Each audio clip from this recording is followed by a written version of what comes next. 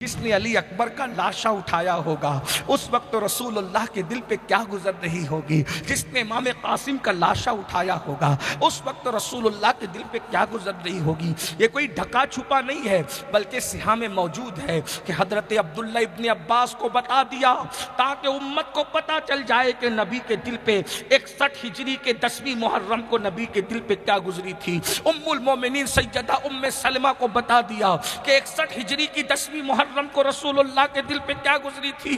قریب نگر میں بیٹھنے والوں غیور حسینیوں سنو یہ دو بزرگوں نے اپنا خواب بیان کیا کہ جب محرم کی 61 ہجری کی 10 تاریخ تھی، جمعہ کا دن تھا، ام المومنین سیدہ ام سلمہ سو رہی تھی اور حضرت عبداللہ ابن عباس بھی سو رہے تھے۔ انہوں نے خواب میں کیا دیکھا؟ رسول اللہ کی زلفیں بکھری ہے۔ اللہ اکبر! جب میں اس مقام پر آتا ہوں تو میرا کلیجہ کانپ جاتا ہے کیونکہ حضور کی زلفیں کبھی نہیں بکھری تھی۔ احد کے ہنگامے نے نبی کی زلفوں کو بکھرنے نہیں دیا۔ خندق کے ہنگاموں سے نبی کی زلفیں کبھی نہیں بکھری۔ احد کے اندر دندان شہید ہوئے مگر زلفیں نہیں بکھری۔ کیوں؟ اس لیے کہ میں بہت تفصیل سے کبھی بیان کر چکا ہوں ہر جگہ پر کہ نبی کی زلفیں اس لیے نہیں بکھرتی تھی کہ شان پنجے قدرت تیرے بالوں کے لیے کیسے ہاتھوں نے سوارے ہیں تمہارے گیسو۔ مگر اللہ اکبر! 70 شہیدوں کا جنازہ پڑھایا احد میں مگر زلفیں نہیں بکھری۔ مگر 61 ہجری کی 10ویں محرم کو نبی کی زلفیں بکھری ہوئی ہیں، داڑھی پر گرد و غبار چوم رہے ہیں۔ مورخین نے تو لکھا ہے کہ داڑھی پر گرد و غبار دیکھا گیا، لیکن میں فکر رضا کا وارث ہوں۔ فکر رضا ہماری محافظ ہیں، اس لیے میں بہت محتاط جملے میں بات کر دوں۔ حضور کی داڑھی شریف پر گرد و غبار چوم رہے تھے۔ حضور کا جسم پر جو جبہ لباس تھا وہ خون آلود تھا اور آنکھوں سے آنسو بہ رہے تھے۔ حضور 61 ہجری 10ویں محرم کو جمعہ کے دن ام المومنین ام سلمہ کے خواب میں نظر آئے، روتے ہوئے نظر آئے۔ حضرت ابن عباس کے خواب میں روتے ہوئے نظر آئے اور کہتے ہیں یہ دونوں کہتے ہیں دونوں کا خواب بالکل سیم ہے۔ اور اگر کوئی کہتا ہے یہ تو خواب ہے، یاد رکھنا نبی کا خواب وہی ہوتا ہے۔ صحابی خواب بیان کر دے تو وہ حدیث کے زمروں میں آتی ہے، اس لیے یاد رکھنا۔ شیشی ایک بوتل تھی جو رسول اللہ کے ہاتھ میں تھی اور حضور علیہ الصلوۃ و تسلیم کی یہ کیفیت دیکھی تو دونوں نے الگ الگ خواب دیکھا۔ دونوں کا خواب مکس کر کے بیان کر رہا ہوں۔ عرض کیا یا رسول اللہ قربانت شوم، آقا ہم آپ پر قربان ہو جائیں، ہماری جانیں آپ پہ قربان ہو جائیں۔ حضور یہ بکھری ہوئی زلفیں، یہ گرد و غبار داڑھی شریف کو چومتے ہیں اور جبے پر میرے آقا خون کے دھبے۔ کیا ہوا؟ آقا نے فرمایا ابھی حسین کی قتل گاہ سے آ رہا ہوں، میرا بیٹا حسین کربلا میں شہید ہو گیا۔ صبح سے لے کر اب تک میں اپنے بیٹے حسین اور اس کی اولاد و آوان و انصار کا خون اس بوتل میں جمع کر رہا تھا۔ پتا چلا سنیوں، لوگ دیکھ رہے تھے کہ خون زمین پہ گر رہا ہے، اللہ کے نبی کو امام حسین کے غلاموں کے خون کا اتنا لحاظ ہے کہ حضور نے خون زمین پہ گرنے نہیں دیا بلکہ اس کو بوتل میں سمیٹ لیا۔ ذرا غور تو فرمائے، یہ ہے امام حسین کی اہمیت، یہ ہے رسول اللہ کے دل پر اہل بیت کے ساتھ جو سلوک کرتے ہو اہل بیت کے ساتھ، اس کا اثر کس پر پڑتا ہے؟ حضور پہ پڑتا ہے، کیونکہ ہمارے نبی مر کے مٹی میں نہیں ملے، ہمارے نبی زندہ ہیں، ہماری جانوں سے زیادہ قریب ہے۔ بلکہ ایک بات میں آپ سے کہوں، ایک بہت بڑا بادشاہ گزرا ہے جسے دنیا تیمور لنگ کہتی ہے۔ تیمور لنگ کی موت کے بعد اس نے دیکھا کسی نے اس کو خواب میں دیکھا رسول اللہ کے قدموں میں بیٹھا ہے، تو اس کے کسی دوست نے پوچھا اے دشمن خدا تو یہاں کیسے آیا؟ اس سے پہلے کہ تیمور جواب دیتا اللہ کے رسول نے فرمایا یہ کیسا بھی تھا لیکن میری اہل بیت سے محبت کرنے والا تھا، میری اہل بیت سے پیار کرنے والا تھا، تو مرنے کے بعد اس کو یہ مقام نصیب ہوا۔ میرے بھائیوں، آج ہم اہل بیت سے محبت کی بات کرتے ہیں لیکن بہت معافی کے ساتھ۔ اب ذرا غور سے سننا، میری تقریر کے اینڈ کا حصہ غور سے سننا، کچھ یاد رہے نہ یاد رہے۔ دیکھو، جس سے محبت ہوتی ہے اس کا لحاظ کرنا پڑتا ہے۔ کیا لحاظ کرنا پڑتا ہے؟ ایک ہوتا ہے جسم اور ایک ہوتا ہے دل۔ याद रखिए, एक होता है जिस्म, एक होता है दिल। और दुश्मन जो होता है वो जिस्म पे हमला करता है। दुश्मन जो कुछ करता है जिस्म पे करता है। तीर बरसाएगा जिस्म पे, पत्थर बरसाएगा जिस्म पे, धूल उड़ाएगा जिस्म पे, कचरा उड़ाएगा जिस्म पे। लेकिन जो मोहब्बत करते हैं उनकी हर अदा का असर दिल पे पड़ता है। याद रखना, जिससे मोहब्बत होती है उसकी छोटी छोटी चीज़ें भी बहुत तकलीफ पहुंचाती है। जयपुर के गज्जूर मुसलमानों, ऐ मेरी कौम के जवानों, हमें तुम पे फ़ख्र है कि तुम हुसैनी हो। लेकिन एक बात कहता हूँ, जब तुम मोहब्बत करते हो इमाम हुसैन से तो बताओ, इमाम हुसैन से पूछो, इमाम मदीने में तो आपके बड़े जलवे थे, मदीने वाले लोग आपके आगे हाथ बांध के खड़े रहते थे, मदीने वाले आपको अपने जमगटे में रखते थे। हज़रत सैयदुना अमीर माविया रदी अल्लाह ताला अन्हु से एक मर्तबा किसी ने पूछा कि मैं मदीने मुनव्वरा जा रहा हूँ, मैं मदीने मुनव्वरा जा रहा हूँ, मैंने कभी इमाम हुसैन से मुलाकात नहीं की है, आप मुझे बताएं कि अगर मैं मदीने जाऊँ तो मैं पहचानूंगा कैसे कि हुसैन कौन है। तो हज़रत अमीर माविया कहते हैं, जब मदीने जाओ तो जो सबसे खूबसूरत इंसान नज़र आए, पहली निशानी सबसे खूबसूरत वही हुसैन होंगे। नंबर 2, अहले मदीना सबसे ज़्यादा जिसका अदब करते होंगे वो हुसैन होंगे। उनके इर्द गिर्द गुलामों का जमगटा लगा होगा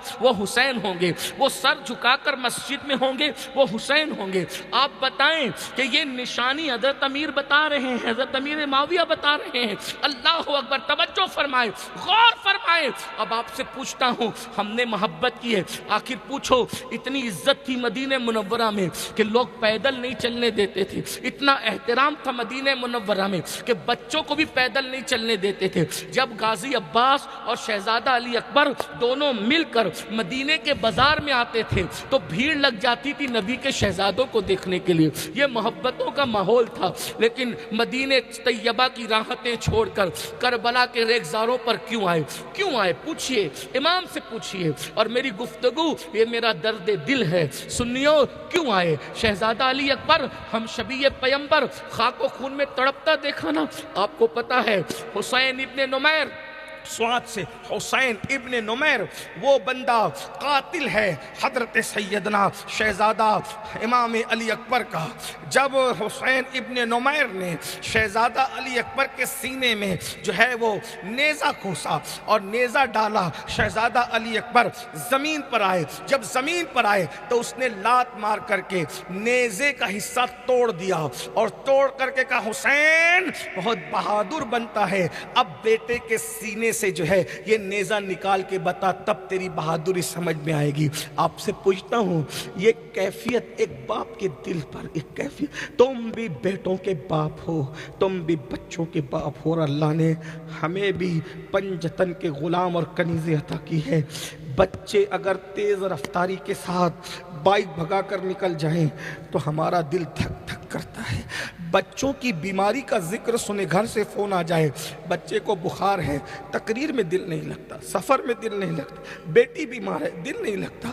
उस 56 साल के इमाम हुसैन ने अपने बेटे के सीने से किस तरीके से नेज़ा निकाला होगा, और 19 साल के भतीजे कासिम की लाश उठा कर कैसे लाए होंगे, और 6 महीने का नन्हा सा बच्चा जब गोद में आखिरी हिचकी लेकर के शहीद हुआ होगा, उस वक्त इमाम आली मकाम के दिल पे क्या गुजरी होगी। लेकिन करबला हुआ क्यों? करबला होने की वजह क्या थी? दीन पे वक्त आया था। यजीद कलेमा पढ़ के नमाज का निज़ाम ख़त्म करना चाहता था। यजीद कलेमा पढ़ के नशे को प्रमोट करना चाहता था। यजीद कलेमा पढ़ के पर्दे का निज़ाम ख़त्म करना चाहता था। यजीद कलेमा पढ़ के सौतेली माओं को पाप की नज़र से देखने को हलाल कर देना चाहता। ख्वाजा हसन निज़ामी ने यहाँ तक लिखा है कि उसने अपनी सौतेली माँ पर पाप की नज़र डाली। आगे का पूरा किस्सा आप उधर जा कर के पढ़े, मैं उससे ज़्यादा नहीं कह सकता। और शेख मुहक्किक शेख अब्दुल हक मुहद्दिस दहलवी ने लिखा कि वो उम्मुल मोमिनीन सैयदा आयशा सिद्दीक़ा को गालियाँ देता था। उम्मुल मोमिनीन जिसके बिस्तर पे कुरान नाजिल होता था, वो उम्मुल मोमिनीन जो ऐसी तैयबा और ताहिरा है कि जिसकी अज़मत में अल्लाह ने सूरह हुजूर की 18 आयतों को नाजिल फरमाया। वो उम्मुल मोमिनीन को वो गालियां देता था, जो गाली दिया था वो गाली में नकल नहीं करता। मेरी अजीब माँ, अजमत वाली माँ, मुफ्ती चार मिल्लत, मेरे रसूल की आंखों की ठंडक, महबूबा है, महबूब रब्बुल आलमीन, मैं क्या करूं, इतना गंदा और नापाक था। इसका मतलब यह कुल मिलाकर जो आज सब कुछ हमारे माशरे में, मुसलमानों के माशरे में जो कुछ नंगा नाच हो रहा है, यही यजीद का ख्वाब था। यजीद वही माशरा बनाना चाहता था जो आज हमारे माशरे में है। कलेमा तो हो, पर्दा न हो, कलेमा तो हो, नमाज न हो, कलेमा तो हो, तिलावत कुरान न हो, कलेमा तो हो, नशा हो, कलेमा तो हो, पाप हो, कलेमा तो हो, जिना हो, कलेमा तो हो, लड़कों के साथ बदकारियां हो, बदफेलियां हो। अल्लाह अकबर, ये सब यजीद के देखे हुए ख्वाब थे। इमाम हुसैन उसके खिलाफ खड़े हुए और खड़े होकर कहा, तेरे हर ख्वाब को चकनाचूर कर दूंगा, मैं अपना घर छोड़ूंगा लेकिन शरीयत बचाऊंगा। अली अकबर खाको खून में तड़पते रहेंगे, ये मंजर देख लूंगा लेकिन निज़ामे नमाज को तड़पता हुआ नहीं देखूंगा। कासिम को खाको खून में तड़पते हुए देख लूंगा लेकिन पर्दे के निज़ाम को मैं कभी तार तार होने नहीं दूंगा। मेरे घर की बेटियों की चादरें छीनी जाएगी, मैं उसको, अल्लाह अकबर, उस सदमे को सह लूंगा लेकिन क़यामत तक की बेटियों को पर्दे का निज़ाम देना चाहूंगा। अब आपसे पूछता हूं, इस जंग में हम किसके साथ खड़े हैं? इस जंग में किसके साथ खड़े हैं? मैं पूछना चाहता हूं, मेरे कहने पर तुम बारिश होने के बाद भी मैदान छोड़ के नहीं गए। अल्लाह अकबर, मैंने तुम्हें जज्बात में ला करके कहा ना हुसैनी हो, तो बोलो मेरे कहने पर तुम रुके टिके, कोई नहीं गया क्या? सलातो खैरुम मिनन नौम सुनकर ऐसे ही जज्बात के साथ मस्जिद भी जाते हो? मस्जिद वीरान है और दुश्मन तो तीर चलाने के लिए होता है लेकिन दोस्त तो मरहम रखने के लिए होता है। हमारे अमाल इमाम हुसैन पर यजीदी तीर से कम नहीं है, बल्कि यजीदी तीर इमाम हुसैन के दिल को छलनी कर रहे थे, इमाम हुसैन के जिस्म को छलनी कर रहे थे यजीदी तीर। और हमारे गुनाह के अमाल इमाम हुसैन के दिल को छलनी कर रहे हैं। कब्र में जाने के बाद यजीद तो इमाम हुसैन को तकलीफ न पहुंचा सका, लेकिन कब्र अनवर में रहते हुए भी आप अपने इमाम को तकलीफ पहुंचा रहे हो। सोचो, जब तुम किसी लड़की के गले में हाथ डालकर जिना का प्लान बनाते हो तो उस वक्त इमाम हुसैन और उनके नाना के दिल पे क्या गुजरती होगी? जिनका मर गया वो मातमी लोग हैं, हमारे हुसैन तो जिंदा है। हमारे अकीदे में इमाम हुसैन जिंदा है। लोग हमें गाली दे, हमारे पास सबूत मौजूद है। वला तक़ूलू लिमन युक़तलू फ़ी सबीलिल्लाहि अमवात बल अहयाउ वलाकिन ला तशऊरून। जो अल्लाह की राह में मारे जाएं उन्हें मुर्दा न कहो, वो जिंदा हैं।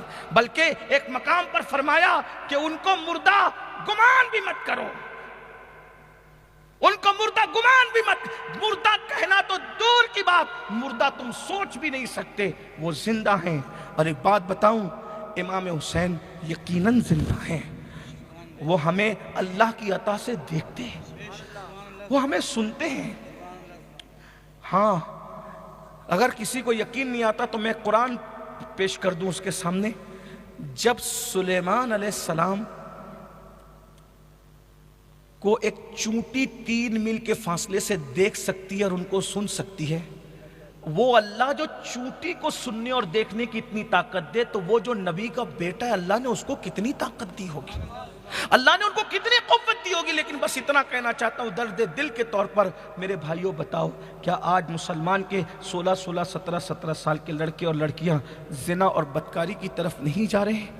क्या तुमने ये नहीं सुना रसूलुल्लाह की ज़बानी कि जो जिना करता है उसके सीने से ईमान ऐसे निकल जाता है जैसे कपड़े उतारने वाले के कपड़े निकल जाते हैं और छतरी की तरह साया फगन हो जाता है। आज लड़कियों को पाप की नज़रों से देखा जा रहा है। क्या आपने अपने बुजुर्गों का कौल नहीं सुना? जो औरतों को पाप की नज़र से देखेगा, मरते वक्त उसकी ज़बान पे कलेमा नहीं आएगा। आज हमारी 90% आबादी बेनमाजी है। جمعہ کی 2 رکعت پڑھنے کے لیے جاتے ہیں اور 2 رکعت پڑھ کے بھاگ کر آ جاتے ہیں، 5 وقت نہیں پڑھتے۔ حسینی ہے، امام حسین نے تو کربلا میں آخری سجدہ کیا۔ امام حسین نے، میں تو حیران ہوں، ہندو، مسلم، سکھ، عیسائی، پارسی اور جو ہے وہ شیعہ، سنی، وہابی، جس نے بھی امام حسین کی زندگی لکھی، سب نے یہی لکھا کہ امام حسین میدان کربلا میں حالت سجدہ میں شہید ہوئے۔ امام نے سر سجدے میں رکھا، نماز میں تھے، اور نماز میں ایک حکمت یہ بھی تھی کہ حسین وہ بہادر تھے کہ اس بہادر کو نماز کے علاوہ شہید کیا نہیں جا سکتا تھا۔ کربلا ختم ہونا تھا نا، تو کہیں نہ کہیں اپنے آپ کو سرنڈر کرنا تھا۔ توجہ، اس لیے کہ حسین تو شہید ہونے کے لیے پیدا ہوئے تھے، شہید شہادت کے لیے پیدا ہوئے تھے مولا حسین، کیونکہ جس دن ولادت ہوئی اسی دن نبی نے شہادت بیان کر دی تھی۔ تو حسین پاک تو شہید ہونے کے لیے ہی پیدا ہوئے تھے۔ اب اگر لڑتے رہتے تو شہید نہ ہوتے، شہید ہونے کے لیے سرنڈر کرنا تھا۔ اگر یزیدیوں کے سامنے سرنڈر ہو جاتے تو مقصد ختم ہو جاتا، تو پھر شہید بھی ہونا ہے، سرنڈر بھی ہونا ہے، تو یزیدیوں کے سامنے نہیں، وحدہ لا شریک کے سامنے سر رکھ کر کے امام نے اپنے آپ کو اللہ کے سپرد کر دیا اور بتا دیا کہ میری اور میرے لوگوں کی پہچان نہ ڈھول ہے، نہ تاشا ہے، نہ ناچ ہے، نہ گانا ہے، نہ ماتم ہے، نہ بال نوچنا ہے، نہ چہرے پہ تماچے مارنا ہے۔ ہماری نشانی سجدہ ہے، جو سجدہ کرے گا وہ میرا ہے، جو سجدہ نہیں کرے گا وہ میرا نہیں ہے۔